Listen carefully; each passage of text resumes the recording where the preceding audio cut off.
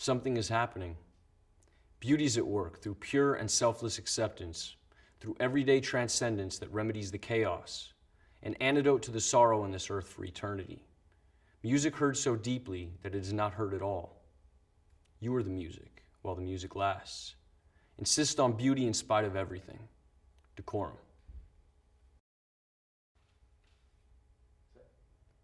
As I'm walking, I see you on your motorbike. I can see your blue eyes and nose peering underneath the crash helmet. But it's not you, it's just a man that looks like you. I'm disappointed every time. Every time I see a man on a motorbike, I think it's my dad. I'm not sure why this is. Sometimes I forget what your bike looks like. Everyone's eyes and faces look the same underneath black crash helmets. From a distance, everyone looks like you.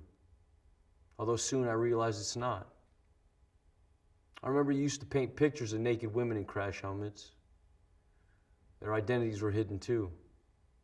I always wondered who these women were. Their shiny black round heads like lollipops. Props. Who were they, Dad?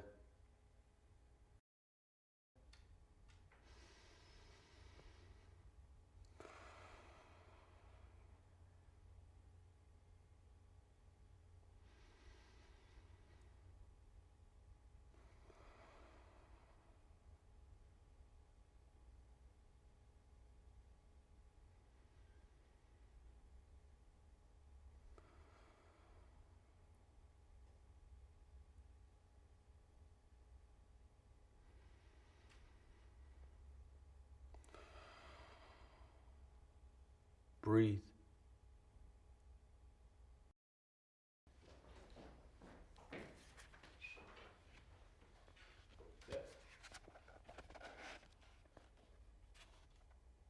The Laughing Heart.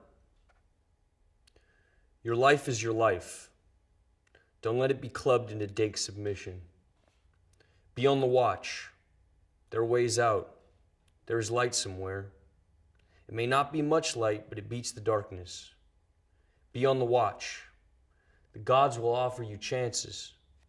Know them. Take them. You can't beat death, but you can beat death in life sometimes.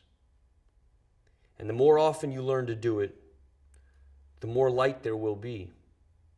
Your life is your life. Know it while you have it. You are marvelous. The gods wait to delight in you.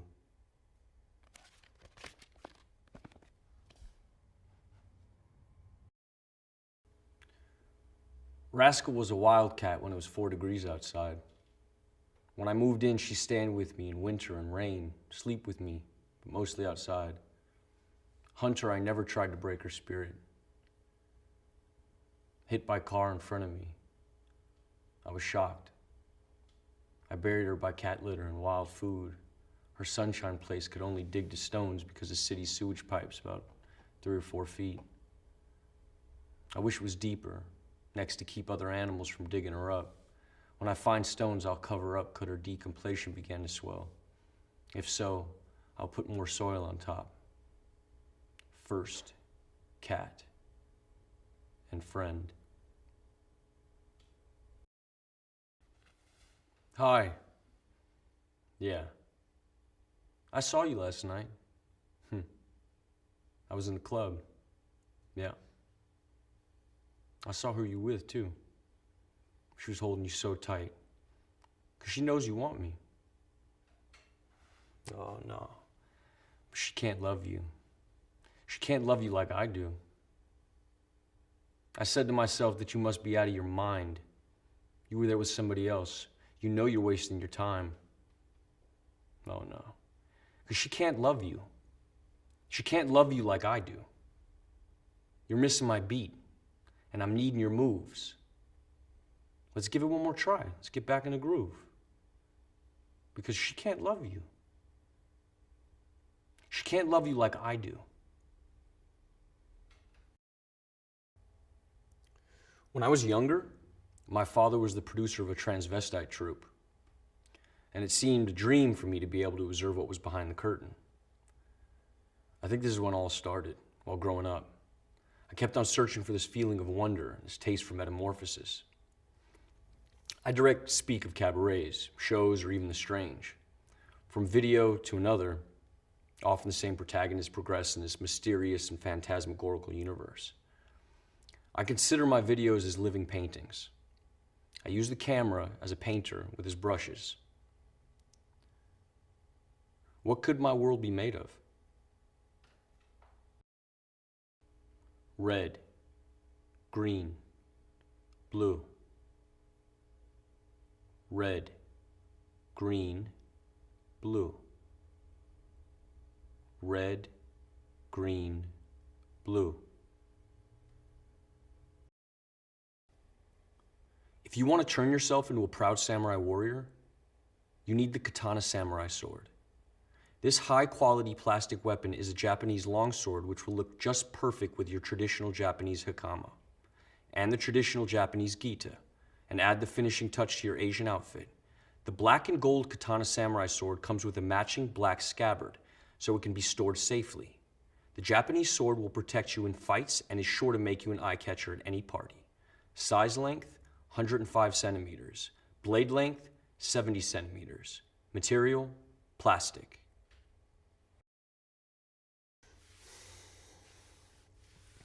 Yeah, so a couple years ago, a bunch of us went down to the beach, and we got there, and Coast Guard's running all up and down the sand, like, you can't get in the water, you know, screaming at us. And so we waited a bit, and they went further down the beach, and then we decided we would go. Like, what the fuck? Why did we come here? So my buddy went down there, and he's like, all good, come down here, man. So I walked over, and we looked down, and we couldn't see it from where we were parked, but like when we looked down, we were really close.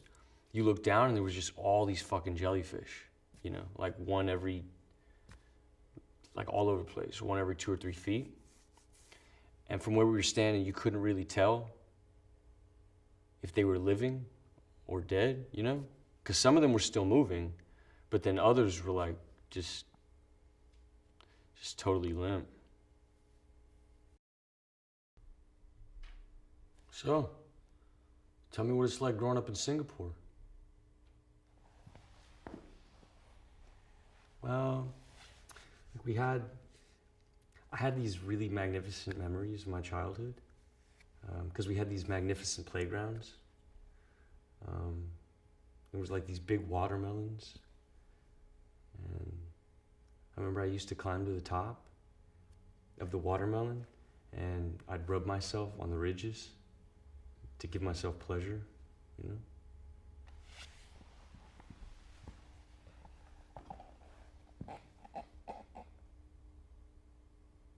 You think we can fall in love on the internet?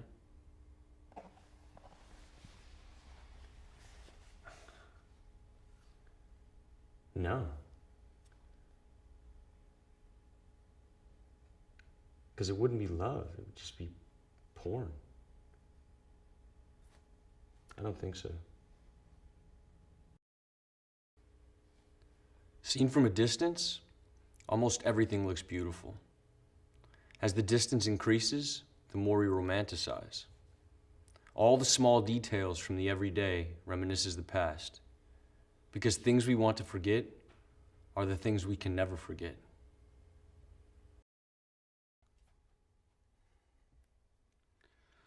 Do it! Just do it!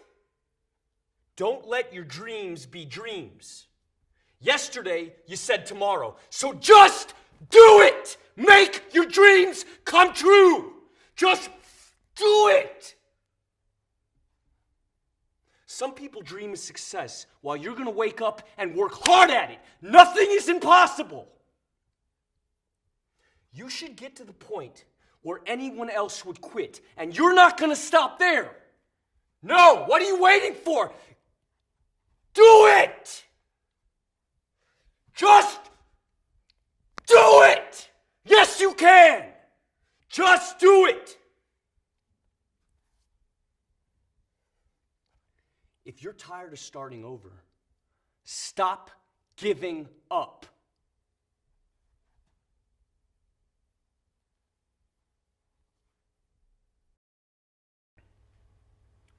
Emerging gaming technologies operate within a nexus of social relationships that characterize the modern world. These technologies enable a constant commentary which has become the quintessential quality of power, often operating as mechanisms that dictate our action and preordain our expectations. The work interrogates the cultural logic of feedback as a metaphor and material condition. It is live, cybernetic, reactive. Sensory data translated through visual and tactile apparatus. Disillusion of the virtual and corporeal boundary.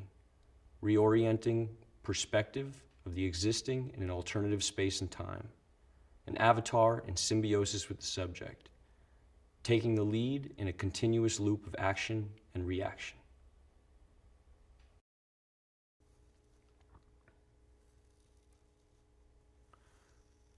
We're surrounded by forms, yet it's still so elusive, right? You know, sometimes it feels like we fill that void between us with something that grows slowly, like it's overtaking us or something. Like the way we speak or what we do, where we put stuff around us, even like the stances we inhabit, or like the faces we make, or even the body parts, you know, the food we eat, whatever. Sometimes it gets heavier, you know, or more light, but it's like all the distinctions are starting to melt away.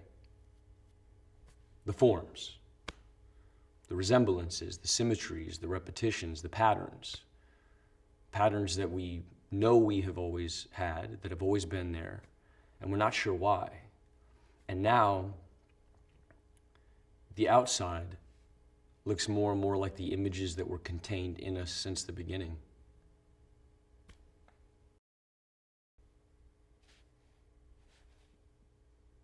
Hi, thank you for waiting. We've been running a little bit behind today. Right. As you know, we've taken a few readings, and these get sent away. We have a look at them. We meet, a group of us, many years of experience, and we have a look and we see what we can see. Does that make sense? If you just have a look here, really, the system's really slow. So it's a case of monitoring, and you monitoring, and you just letting us know if you notice anything unusual. Would you be able to do this? You have any questions?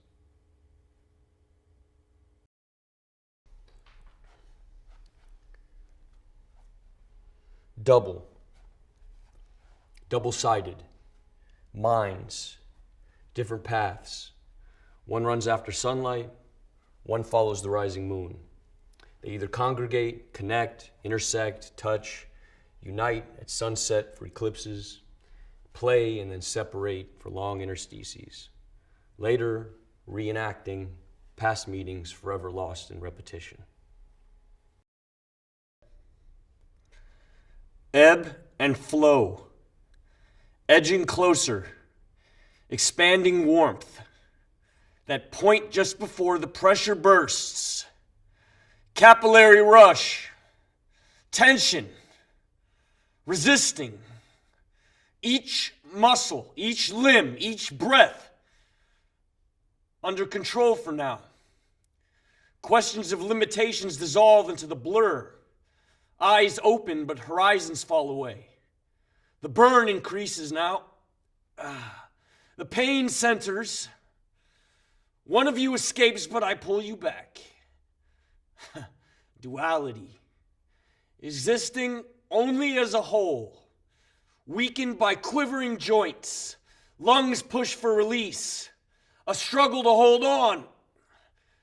Control surrendered. Suspended in dullness. Eyes close. Now numb. Running, reaching, falling, skipping, turning, sliding, walking. These are all words that describe ways of moving. Each action is packed with many micro movements. It's hard for us to recognize these small movements individually. When describing how to walk, we use the simplest terms possible and struggle to explain all the mechanics of a simple movement. Understanding body movement in the terms of everyday language should be simple.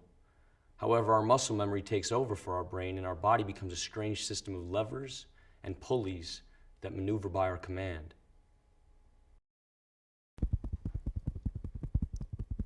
She sits. I squirt toothpaste in my mouth. I start to brush. She's looking at me, I look at her. I keep brushing whilst looking. Whilst I look at her, she looks at me, and I continue to brush, getting faster, getting harder. I start to gag. My eyes leak, and I still look at her. She looks at me, and I keep brushing, gagging. I feel like I'm gonna be sick. Am I gonna be sick? Gagging. Paste down my face, my hair, on my shirt, dripping. And I still look at her, and she looks at me. Enough.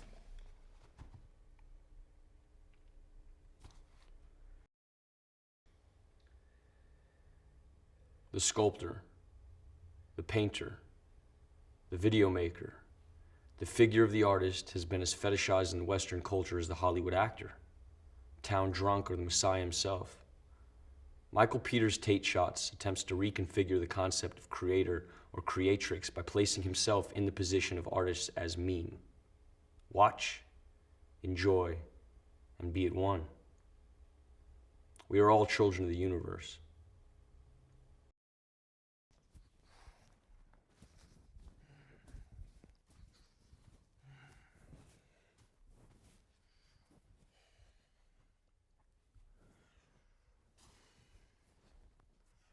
I fear the absolute. I fear my absence in the absence of all things. Belief in living has been contorted into this shortened life of contempt and predetermined imprisonment. And I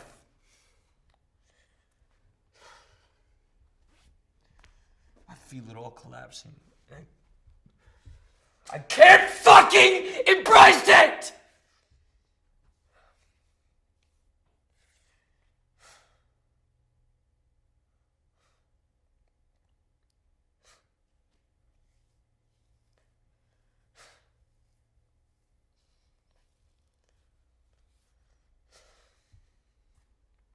It's near. and here I stand, wasting my last moments, cursing thee who have oppressed me to this ill fate. You give me nothing, no mercy, no empathy, only self-hate.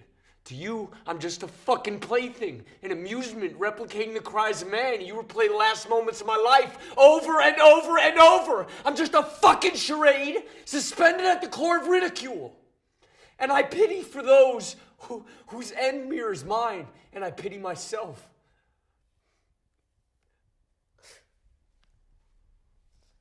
I'm helpless. Thank you.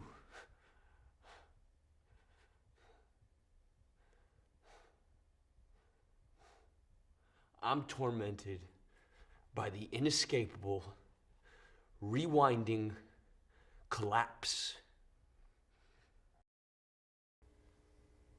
Don't let them see me like this. A man is under surveillance. Where's he gone? Almost into a state of euphoria, of relief, as though he's happy about it. He has to act as a looking glass rather than a mirror of social conventions.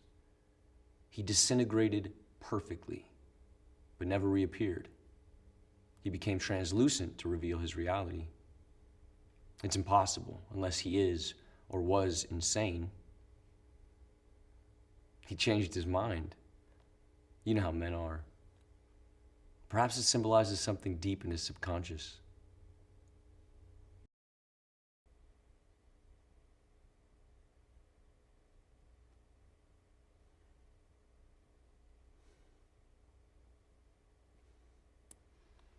Feeling genuinely upset. Tears level.